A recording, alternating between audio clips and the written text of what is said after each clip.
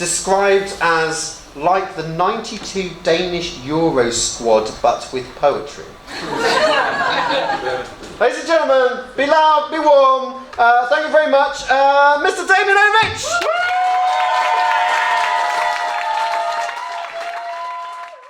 Change is sudden. Change is gradual. Change is complex, even when it's natural. Change is challenging the status quo like the Quaker cemetery near Brighton Road. Change talks like new, but it's history repeating. Change, it's our permanent state of being. Green spaces. I mean, what isn't better when you do it outdoors? Exercising, painting, stealing vegetables, walking the dog, grazing the family cow, outdoor cinema, outdoor theatre, a good old-fashioned public hanging. Green spaces are part of a city's story, but they've always been more of an argument than a conversation. In 1227, Nicholas of Shirley settled out of court and handed over his claim to the common lands, to be held by the burgesses and their heirs forever. This became the common, and it has been ever since. Meanwhile, elsewhere, for centuries, every autumn and winter, Lammas lands were handed over to the townsfolk as common land for grazing and foraging. Because even the salt marshes were used. Because common land was not just a right, it was a necessity for feeding your family and animals. In 1504, God's House Tower fenced off the salt marshes for private agriculture. The townsfolk, led by the mayor, took down the fences and reclaimed the land for the people. So what do you say to the mayor, townsfolk? But in 1517, the corporation, led by the mayor, returned to the salt marshes and fenced them off for agriculture. So, what do you say now? Riot! 5,000 people, led by women and children, broke down fences, broke down gates, and harvested the potatoes.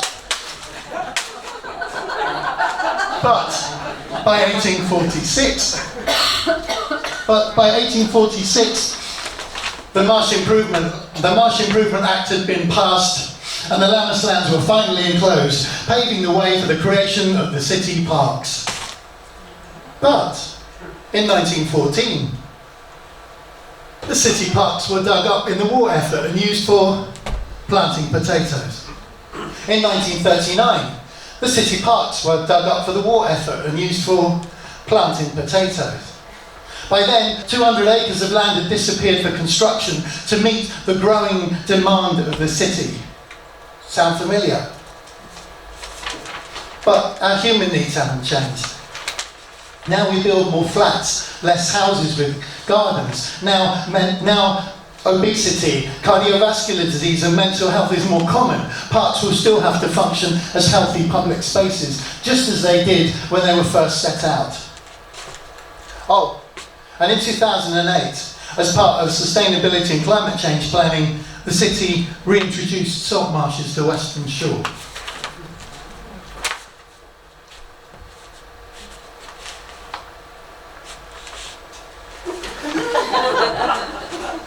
This is Southampton, and here are where many of the trees in the city come from.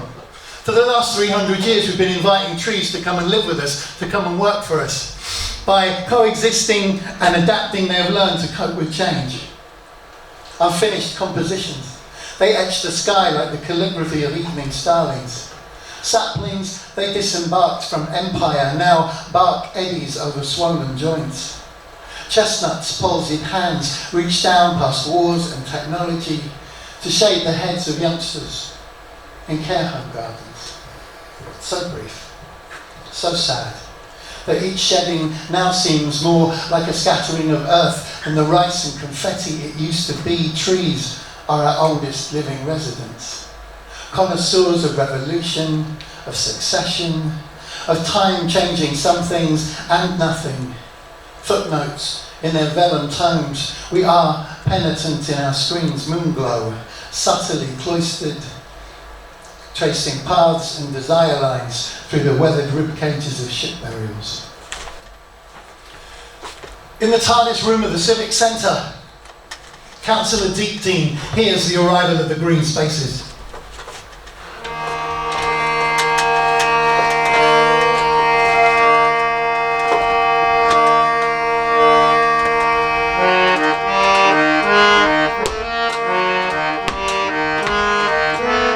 Western Shore to Redbridge Marshes, Cockbush Lane to Asylum Green, Playground Greenway, Sports Ground Garden, playing our part in the background scenes. We grow along with the city, we give you the air that you breathe. We know the pain and pleasure of putting down roots and losing our leaves. Western Shore to Redbridge Marshes, Cupbush Lane to Asylum Green, Playground Greenway, Sports Ground Garden, playing our part in the background scenes. We grow along with the city, we give you the air that you breathe. We know the pain and pleasure of putting down roots and losing our leaves. We grow along with the city, we give you the air that you breathe. We know the pain and pleasure of putting down roots and losing our leaves. Deepdene looked out across 1,000 acres of woodland, parkland, backside and allotment. Can we call this meeting to order, please? Order. Thank you. One apology. Hidden Pond's presentation will be delayed as it is still somewhere in the city. So, moving on. Item 1 on the agenda, population and housing. We're a modern growing city. These pressures are always on the agenda. Are there any thoughts? Garden centres, yelled Daisy Dip. I mean, people have been filling their houses and gardens with exotic plants for more than a century. They always seem to make room when they can. Houses? It's all flat, sparked Tinkler Green, and we're the only space where children living in them can play. She's right, bellowed the Oaks person from Fremantle Common. For poorer families, we're practically the only free day out. A cemetery, you spoke. Aye. Us Gravestone Gardeners been coming here from everywhere to create a community open space, a shared social history for leisure, for learning, and it's not just for people. We make homes for wildlife. Something like applause broke out. Birds tweeted, small mammals grunted, normally inaudible. You can now hear the sound that beetles make when concepts are presented in an eloquent yet accessible way. If I may, the university grounds added, we also provide an ongoing psychosocial nexus concomitant with improved outcomes for social cohesion and capital, as well as those for juvenile cognition and well-being. In fact, I think I have my presentation with me. The Beatles fell silent. All looked to Deepdene. So, in part, people from all different backgrounds can meet and mix more easily, and their kids can learn new skills while they play. Well, yes. Okay, moving on.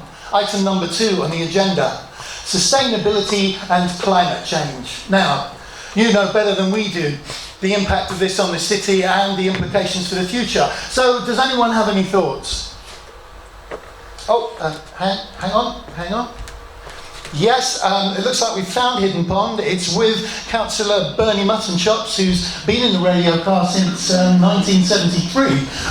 So we're now going live now to Hidden Pond.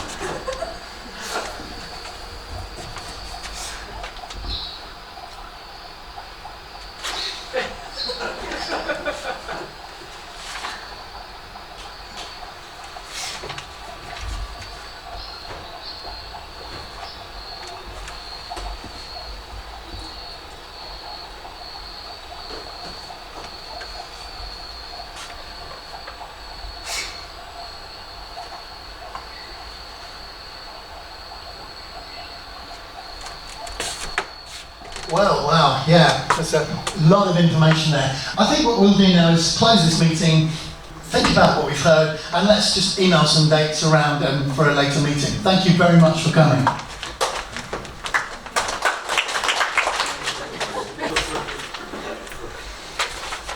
Green spaces have always been contested spaces, and that's sometimes true today. So what we're going to do now, townsfolk, is we're going to look at some real examples of changing green spaces, and let's see what we think. So, townsfolk, is it red or is it green?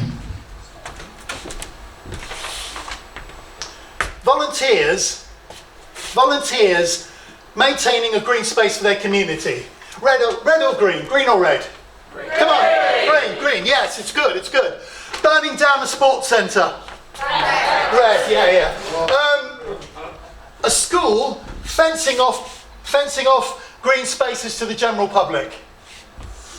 Oh, come on, red or green? Red. Green, or some green over there. Couple of teachers. Okay. What about house building on green spaces?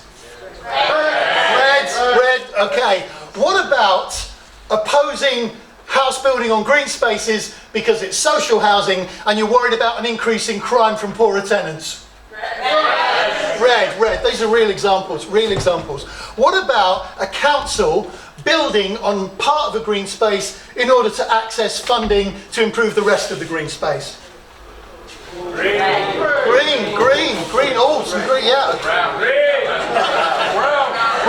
Brown. No brown. Okay. Right, I can't stay. Okay, good. Frogs Copse, Bitton Park.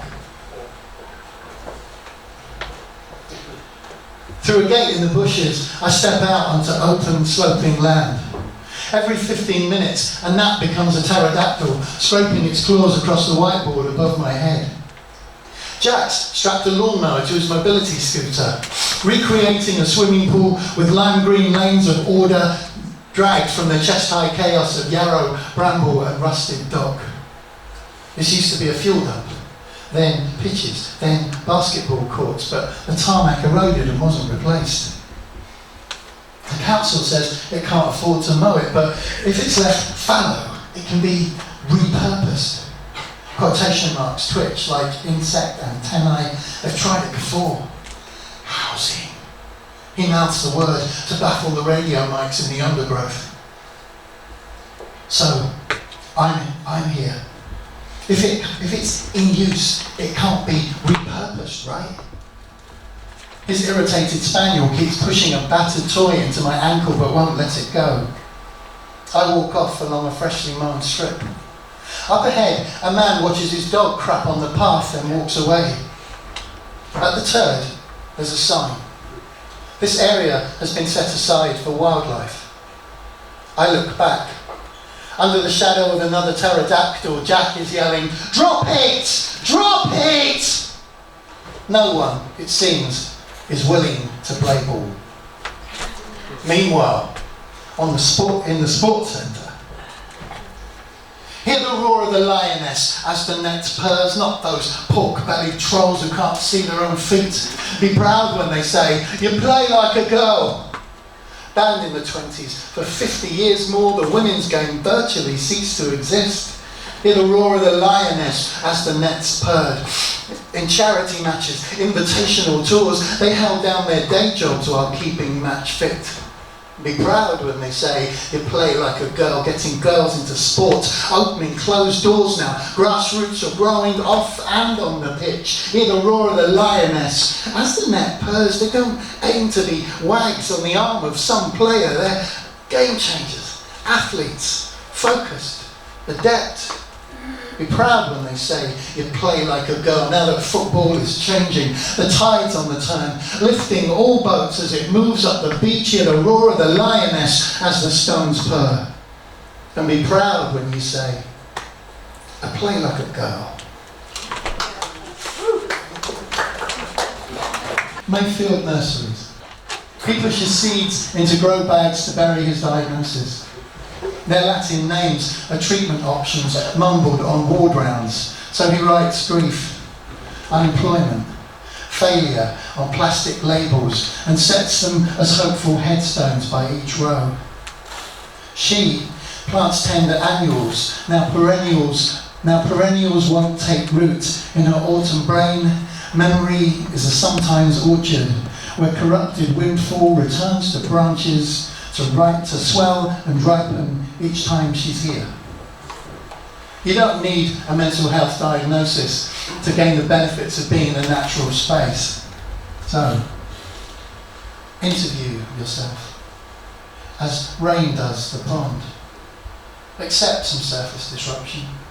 Anticipate the deepening as insights hover at the edge of you, dragonflies, unattached in the luminous gift of this evening's fading light. We saw back at the start how our bodies are in a constant state of flux. We're basically a network of ever-changing processes, and each time we breathe in, we kickstart those processes. Each time we breathe out, we share bacteria, which kickstarts an immune response in the bodies of those around us. You're welcome. So, I think you might know what's coming next. What I'd like us all to do is to take a deep breath in, and as we breathe out, I want us all to make a noise or a sound. It doesn't matter, whatever noise or sound you want, it's absolutely fine. Okay, so, townsfolk, breathe in, breathe out.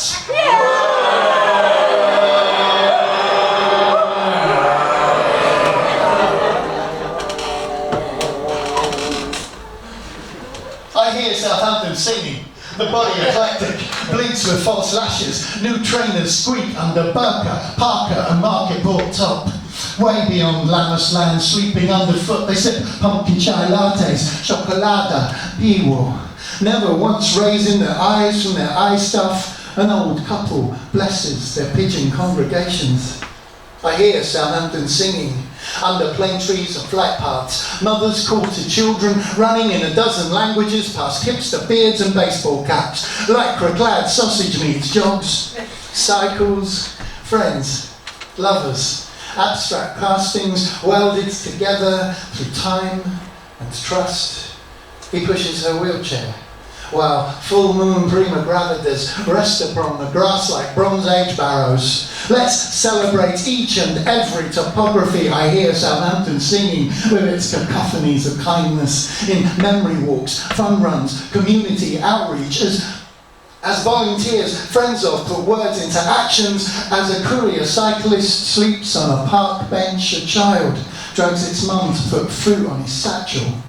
Oh.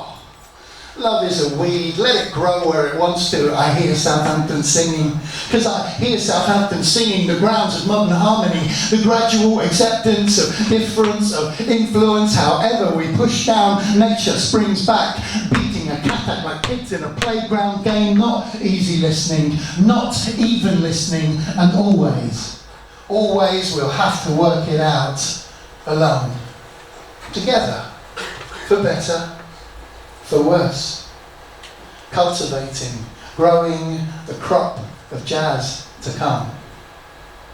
Thank you very much for taking part.